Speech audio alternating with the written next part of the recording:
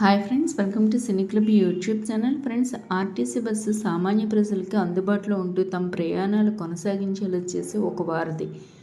రీసెంట్గా ఆంధ్రప్రదేశ్లో శ్రీశక్తి అన్న పేరుతో ఉచిత బస్సు మహిళలకి ఆగస్టు 15, 2025లో అందుబాటులోకి రాగా రోజు ప్రయాణం చేస్తున్నప్పుడు జరుగుతున్న కొన్ని సంఘటనల గురించి మాట్లాడుకుందాం.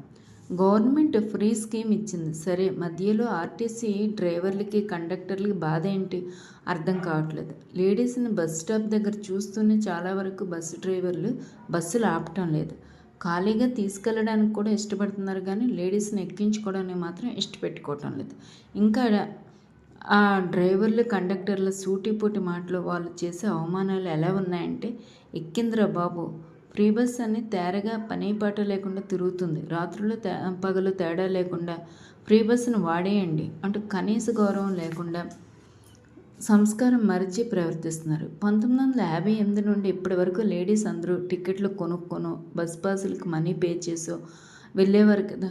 ఆర్టీసీ సిబ్బందికి ఇన్ని సంవత్సరాలు ఇచ్చిన శాలరీలో లేడీస్ కంట్రిబ్యూషన్ లేకుండానే ఇన్ని సంవత్సరాలు గడిచిపోయాయా?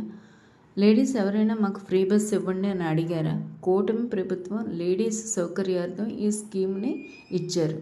కొంతమంది కండక్టర్లు స్టూడెంట్స్ని బస్ పాస్ ఎందుకు తీసుకోవట్లేదు అని ప్రశ్నిస్తున్నారు. ఫ్రీ బస్ ఇస్తుండగా బస్ పాసులు తీసుకుంటారా ఎవరైనా? మీరు ఆలోచించండి. ఫ్రీ బస్సులు ఉన్నప్పుడు డ్రైవర్లు కండక్టర్లకి ఏమైనా శాలరీస్ ఇవ్వకపోవడం కానీ, టికెట్లు తీసుకుంటే డబుల్ శాలరీస్ ఇవ్వడం కానీ జరగదు కదా. మరి వీళ్ళ ప్రాబ్లం ఏంటి? వీళ్ళ చేదరింపులకి ఎక్కడ మాటలు విసిరేస్తారో అని కొంతమంది ఆటోలో వెళ్ళడానికి ఇష్టపడుతున్నారు.